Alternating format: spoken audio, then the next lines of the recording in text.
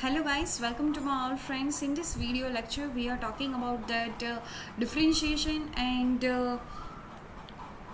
morphogenesis in Dictyostelium, or otherwise as it is also called as a life cycle of the Dictyostelium. Okay, so this is very interesting topic and mainly which is found in that unit 5 of the developmental biology of the CSR NET exam. So here the Dictyostelium is a one type of that amobia. Okay, here we can see that the another type of multicellular organization which is derived from the unicellular organism which is found in the Dictyostelium discoideum.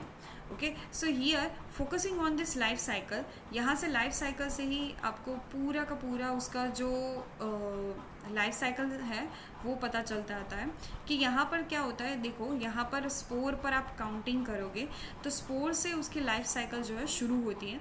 देखो यहाँ पर जो spore secrete out हुए हैं वो बोले जाता है मिक्सो अमोबिया. क्या बोले जाता है उसको? मिक्सो अमोबिया बोला जाता है.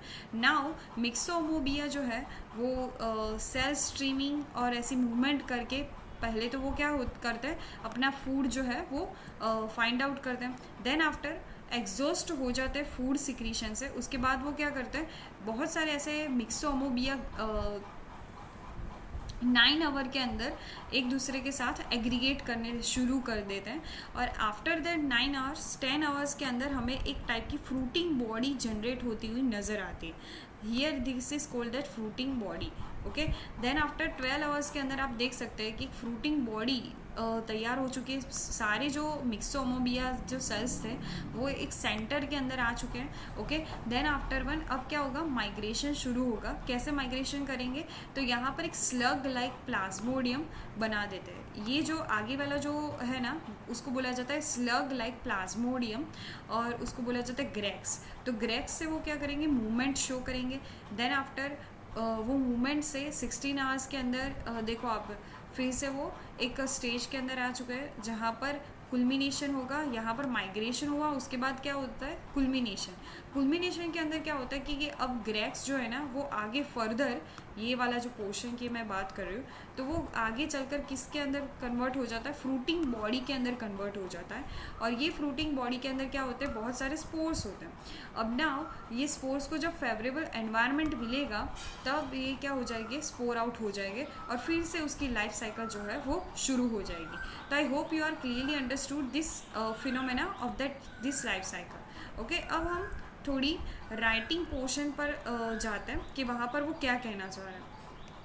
सो यहाँ पर क्या होता है बेसिकली फ्रेंड्स कि the life cycle of this fascinating organism is illustrated in the figures. Okay, हमने देख लिया कि वो क्या होते हैं, सॉल्टेटरी हैप्लॉइड अमोबिया से स्टार्ट होते हैं. ये क्या है, सॉल्टेटरी हैप्लॉइड अमोबिया जिसको बोला जाता है मिक्सो अमोबी. ओके, सो मिक्सो अमोबी का यहाँ से फर्स्ट स्टेज स्टार्ट होता है. Okay, now then after lie on decaying logs and eating bacteria and reproducing by the binary fission से ये reproduce करते हैं. ओके, किसको खाते हैं, ये बैक्टीरिया को खाते हैं. then after when they have exhausted their food supply, tens of the thousands of this mixomobia which is joined together. Okay, joined together and they form the moving streams of the cells to converge the central point. Okay, तो वो सारे sales जो है वो central point पर क्या हो जाता है, गैदरिंग हो जाता है. Then after the conical mound called the tight aggregate. यहाँ पर क्या होता है, एक कॉनिकल माउंड होता है जिसको बोला जाता है टाइट एग्रीगेशन हो चुका है यहाँ पर 12 आवर्स के अंदर. Then after subsequently tip arises at the top of this mound and tight aggregate bend over to produce a migrating slug. Okay, उसके बाद वो क्या करते हैं, माइग्रेटिंग स्लग लाइक स्ट्रक्चर बना देते हैं जिसको हमने बोला grex. Okay, now 2 to 4 nanometre long वो बनता है. Then after encased in slimy sheath the grex begins to migrate. If the environment is dark and moist, तो डार्क एंड मॉइस्ट वाला जहाँ पर एनवायरनमेंट मिलेगा वहाँ पर वो रह जाएंगे with the anterior tip which is slightly raised. Okay, then when it is reaches to illuminated area the migration ceases. Okay, and grapes differentiate into the fruiting body. fruiting body में convert हो जाएंगे. and spore which is spored out, and anterior cells representing the 50 to 20% of the entire cellular population, and they form the tube stalk. So this process begins to some of the central anterior cells and pre-stalk cells and begin secreting extracellular coat and extending tube through the grades. Okay, तो यहाँ पर एक process मानी जाती है कि यहाँ पर क्या होता है, देखो some of the anterior cells जो है वो प्री स्टॉक सेल्स बन जाते हैं. Okay, begin secreting an extra cellular coat and extending a tube through grex. As the result, pre-stalk cells which are differentiated and form the vacuoles, enlarge and lifting up the mass of the prospore cells. ये क्या बोले जाते हैं उसको, pre-spore cells बोले जाते हैं. Pre-spore cells that head mid up of the posterior 4 fifths of the greggs. Okay, now the stalk cells are die, but the pre-spore cells which is elevated above the stalk become spore cells. So pre-spore cells से ही क्या बनते हैं, spore cells बनते हैं. And now the spore cells which are dispersed and becoming the new myxomobia.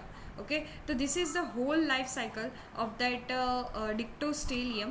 Okay, so these two myxomobia can be fused together and make the giant cells, and then after हमने आगे देखा कि ऐसे करके वो aggregation करेंगे, migration करेंगे, then after the कुलमिनेशन के थ्रू पूरी उनकी लाइफ साइकिल ऐसे ही चलती रहेगी. तो I hope you are clearly understood the cell aggregation and differentiation in डिक्टोस्टेलियम.